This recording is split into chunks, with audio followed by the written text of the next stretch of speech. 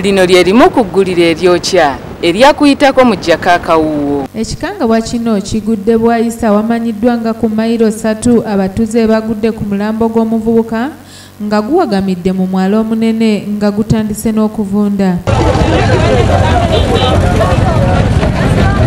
Omuvubuka ono ategeerekese nga Musoke Musa ng'abaddeyo akalya Ssekukkulu 29 yawunikiriza abatuuze b'omu kifo kino ekyebwayise era ng'olw'obungi bw'abantu abadduukiridde enjega eno kireseewo akalipagano k'ebidduka okumalira ddala akaseera akawera.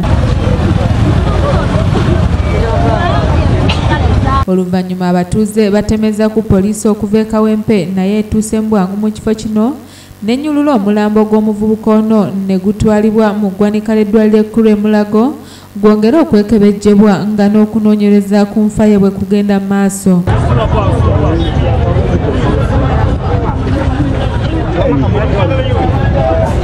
Okusinziira ku badduukiriza, omugenzi alabika nga yattibwa buttibwa omulambo gwe ne guleetebwa mu kifo kino sinakindi ng'enkuba eyatonnya mwe gwakulukutira okutuuka mu kifo kino we gwawagamidde.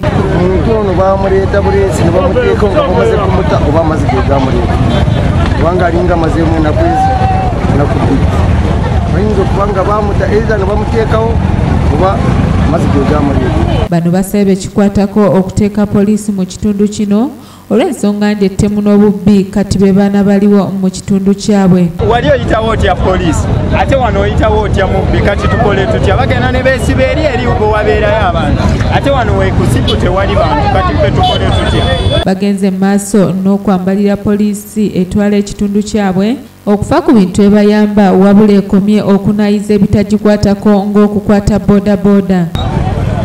Singira ddala bano aba patro babeera eri nga batudde nga banywa ku bukyayi bwabwe, abalala basanga nga bakwata zibooda, babeera ku booda nga bakwata zibooda. Afande Olwachia nga yino yakulembedde mu poliisi okuva e Kawempe akakasizza okufa kw'omuntu ono era n'ategeeza nti nga poliisi bakukola okunoonyereza okumala okulaba nga bazuula ekituufu ekyassa omuntu ono.